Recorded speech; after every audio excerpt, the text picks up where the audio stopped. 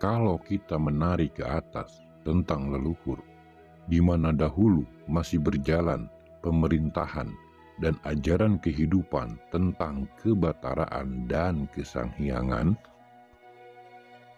maka tidak lepas dari dua buah gunung yang berenergi murni, yaitu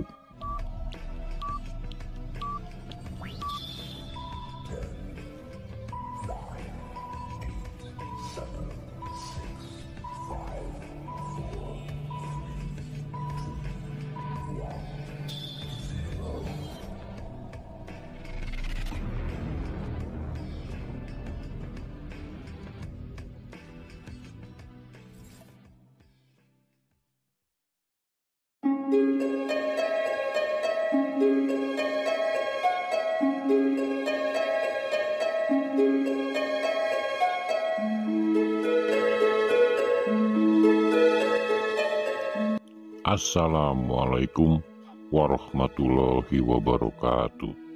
Sampurasun.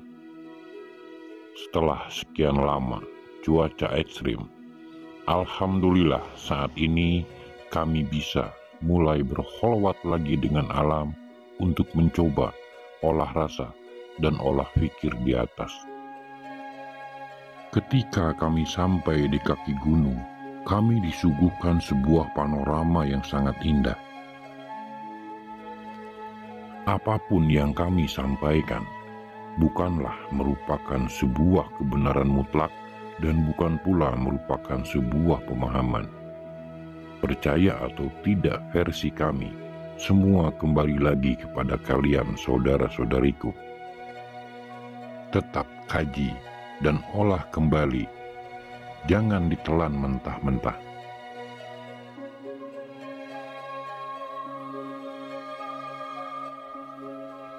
Jauh sebelum ada kerajaan Panjalu, ternyata di sini sudah ada sebuah peradaban, yaitu berbentuk pemerintahan pada masa kebataraan dan kesanghyangan. Ampun Paralun, tidak ada maksud untuk kami merasa lebih pintar ataupun menggurui. Kami hanya mencoba membaca rekaman alam yang kami dapat setelah olah rasa dan olah pikir di tempat ini.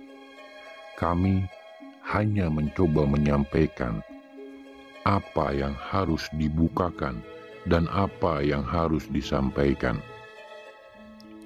agar kita semua terbuka kesadaran berpikir, kesadaran rasa, bangkitnya spiritualitas jiwa, agar kita tidak gampang dibodohi, didoktrin, didogma oleh orang-orang luar yang mereka terus menjadikan anak bangsa generasi kita down grab, tidak mengenal dan jauh dari mencintai leluhurnya sendiri. Selalu ditutupi dengan mistis, mitos, klinik, bahkan dongeng-dongeng kebohongan dan penyimpangan. Sekali lagi, apapun yang kami sampaikan bukanlah suatu kebenaran mutlak, karena sejarah itu fleksibel, sejarah itu berkembang, dan sejarah ditulis oleh mereka yang menang perang. Dan yang kami sampaikan saat ini adalah yang tidak tertulis.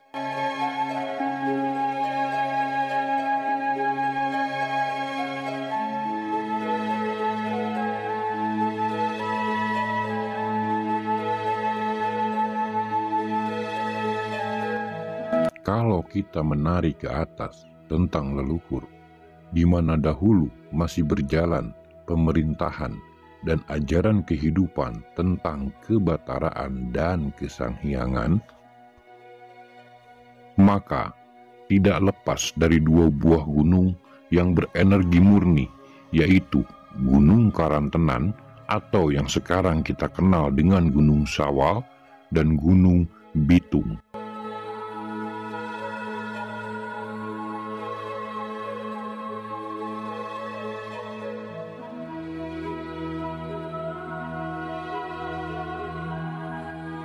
Kami akan sedikit mengupas tentang Gunung Bitung. Yang memerintah pertama di Gunung Bitung yaitu Sang Hyang Tunggal Ratu Galuh Nyakrawati ing Nusa Jawa. Kemudian dilanjutkan oleh Babarbuana. Setelah Babarbuana dilanjutkan oleh Ratu Galuring Sajagat. Dan kemudian dilanjutkan lagi oleh Prabu Sang Hyang Cipta Permana Dewa. Sang Hyang Cipta Permana Dewa ini mempunyai 3 keturunan, yaitu Sang Hyang Bleg Tambleg Raja Gulingan, yang kedua adalah Sang Hyang Ponggang Sangyang Lumayang, dan yang ketiga adalah Sang Hyang Ratu Permana Dewi. Sementara dari Gunung Karantenan yang saat ini akan kami telusuri, yang pertama kali memerintah adalah Prabu Tisna Jati, terkenal dengan Prabu Antabodas atau Prabu Antaputih. Setelah itu dilanjutkan oleh Bataralaya. Setelah Bataralaya dilanjutkan oleh Eyang Karimun Bodas atau Eyang Karimun Putih. Pemerintahan kemudian dilanjutkan oleh Eyang Marangga Sakti, dan setelah Eyang Marangga Sakti dilanjutkan oleh Prabu Rangga Gumilang.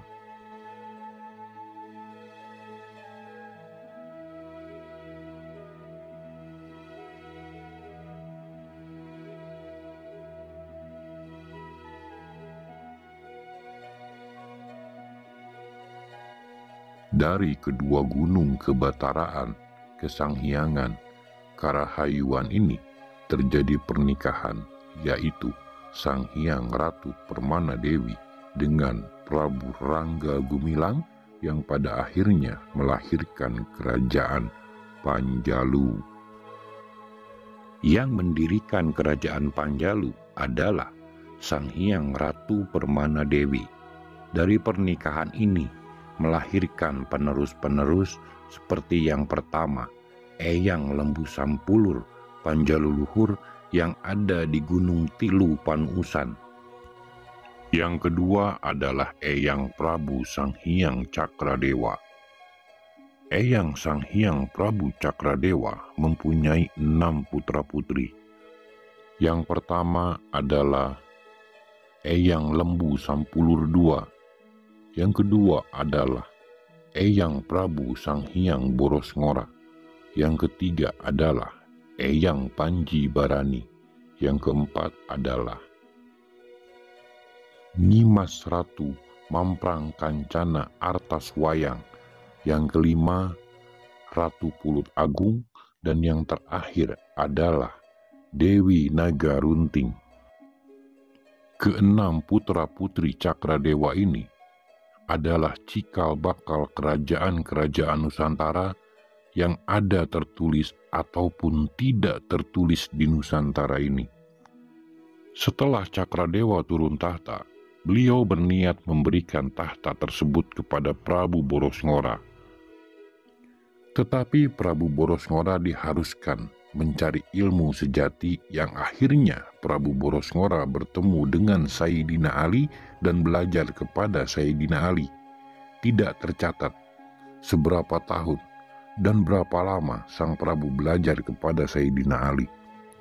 Yang jelas, menurut Babad Tanah Panjalu, saat Prabu Boros Ngora kembali ke Nusantara, beliau membawa air Zam-Zam dan peninggalan-peninggalan Sayyidina Ali berupa cendramata. Sekitar tahun 670-an atau 650 Masehi. Setelah pulang, diangkatlah Prabu Boros Ngora menjadi raja, dan Eyang Lembu Sampulur II diutus ke Cimalaka, Gunung Tampomas, Sumedang, lalu melahirkan kerajaan-kerajaan Sumedang, termasuk kerajaan Sumedang Larang. Eyang Lembu Sampulur II meneruskan kerajaan-kerajaan di Sumedang, sementara Eyang Prabu Boros Ngora meneruskan kerajaan Panjalu. Eyang Prabu Boros Ngora mempunyai 3 penasihat. Yang pertama adalah Kiai Haji Panghulu Gusti yang kedua adalah Eyang Guru Aji, dan yang ketiga adalah Eyang Jagabaya. Setelah waktunya untuk lengser atau menurunkan tahta, akhirnya Sang Hyang Prabu Boros Ngora, kemudian beliau menyebarkan agama, meninggalkan tahta, mengikuti jejak ayahandanya, menyebarkan ajaran sejati, ajaran Islam yang murni ke seluruh Nusantara. Setelah Prabu Boros Ngora melepas tahta, tahta diberikan kepada anaknya. Beliau mempunyai 2 orang anak, Haryang Sancang Putih dan Haryang Kancana. Eyang Haryang Kancana inilah yang menjadi raja yang kemudian terkenal dengan nama Sayyid Ali bin Muhammad bin Umar. Kemudian Panji Barani dikenal sebagai Eyang Tajimalela, berkelana ke seluruh Nusantara. Dewi Nagarunting kemudian mendirikan kerajaan Galuh yang kemudian sampai saat ini masih dikenal sebagai Ratu Galuh. Sementara Ratu Pulut Agung kemudian menikah dengan Raja Sunda leluhur Prabu Linggabuana. Nyimas Ratu Mamprang Kancana Artaswayang ditugaskan Prabu Cakradewa untuk mendirikan sebuah kerajaan bernama Salakanegara yang merupakan cikal bakal kerajaan Tarumanegara. Galuh yang didirikan Nagarunting adalah Galuh yang sangat luar biasa sakral. Ada Galuh luar dan ada Galuh dalam. Saksikan perjalanan kami berikutnya sampai ke atas untuk mencoba mengupas sejarah apa sebenarnya yang ada di sini. Assalamualaikum warahmatullahi wabarakatuh.